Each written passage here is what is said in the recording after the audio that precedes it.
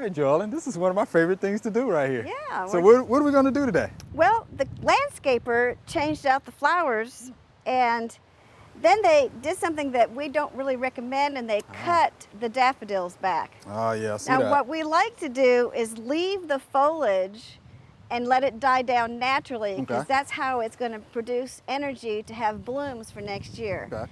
Now, that's not to say that there's not going to be some blooms, but it may not be as many as there would normally have been if the foliage had been left. Okay. And, you know, I know it gets gangly and unsightly, and if you want to, you can always tie them in a knot so that they're lower to the ground, and they'll still use the chlorophyll they produce for the blooms for next year. Yeah, because we want that energy to go back down into the bulb. Yes. Right. Okay. Exactly. All right. And today we're going to plant 3 plants, a blue Scavola, Yeah. a red Pentas, Okay. and a white with a red center Vinca. Okay. Good deal. Have we planted any of those in this area before? We actually have planted Vinca before. And, you know, you rotate your crops for tomatoes and other vegetables. You have to do the same thing for your annuals also. Okay. There are several of them, like the Vinca, that you can only plant once every 2-3 years in a rotation. You can't plant them all in the same plant every year in the same place. Okay. You have to rotate the crops of the annuals just like you do vegetables. How about that? Okay. All right, Joellen, well, let's get started. Yes. Okay. First thing we're going to do is we're going to put down some slow release fertilizer just to give them a little bit of energy for the start of the season. Just a little boost there. And just a little bit of fertilizer here. Okay. Again, this is our slow release. Slow release, not too much. All right. First thing we'll plant is this Beautiful. blue Scavola. Now, the Scavola comes in pink and white also, but the blue is the original one. It's a little bit more vigorous than the others. Okay. These are good for container plants. They'll spill over the side. They use them for hanging baskets, but they also can be planted in the ground, and they can run on the ground. I'm excited about those. Never done that before. Yeah, we've never planted these before. Yeah, never done those before. Yeah, we're going to plant these. We're going to plant these first because they are the largest of all that we're planting, and we may not need all that we've gotten here. Okay. Because they will spread out through the bed. Yeah, those are going to be nice. And will these bloom all summer? Yes, these will bloom all summer. These will stay. Some of the runners will get longer, and you can always trim these during the season if you think that they are getting too big. Right. But the idea is these will run along and be underneath the other plants that we're planting. Nice. Okay. All right, so you want us to start? We can go ahead and plant these okay. first. Of course, you're going to knock them. You see roots at the bottom coming out. Yeah, I see that. Nice root systems too. You pop it out of the plant very gently and see how root bound it is at the bottom. Very nice and healthy roots. Yeah. But since they're circling the pot, we might just pull them apart a little bit in a few places just to stop that circling pattern. All right, we just tickle the roots a little bit, right? And move the mulch out of the way and dig a hole and plant the plant. Level with the soil level that's in here. Don't bury it in the ground. That's okay. And Joellen, I do see earthworms. Yay, good organic matter in this bed. Okay.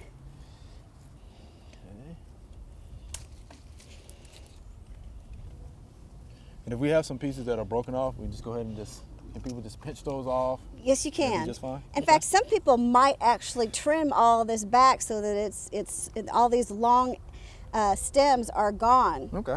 To let it start all over again. Okay. So that is an option. It's an option. We'll plant the Pentas next. Good. Beautiful red color. And we can expect those blooms all summer as well? Yes. Okay. And these can get a little bit tall. Oh, okay. I'd say 12 to possibly even 18 inches, but 12 to 15 is normal. I like to lay them out first before I plant them because I like to see what it looks like once they're planted.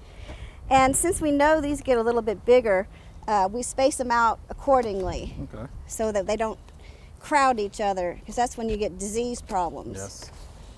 And so there's always a method to the way you set these out, right?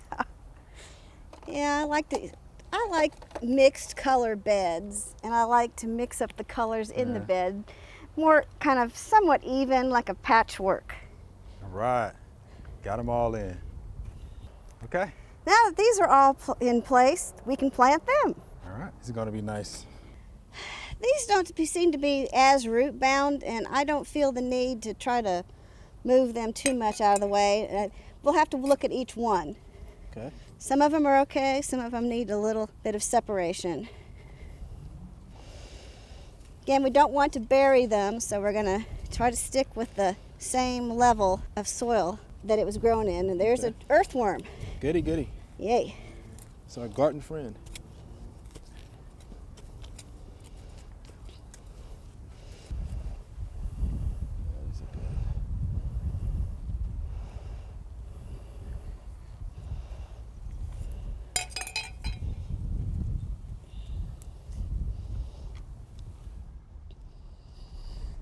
Right.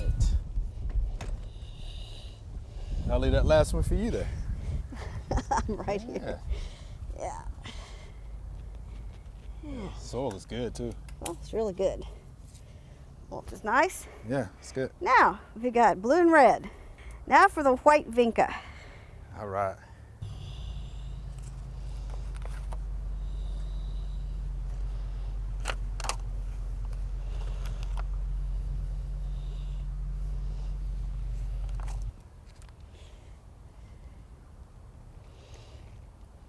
Now we have the white Vinca in here, and it's ready to plant. Okay. So the same principles. Same apply, huh? principles. And Vinca sometimes is not real well rooted, and so you got to be careful handling some of them sometimes. Keeping them together, keep the roots as together as possible when you're planting. And don't plant them too deep. Are there any disease issue or pest issues we need to be concerned about? Only disease issues are with the Vinca. With the Vinca? And that usually occurs when they're being planted every year after year. Okay. That's why you have to make that be at least 2, 3, sometimes even 4 years between Vinca plantings in a bed. Just like you would tomatoes. Okay.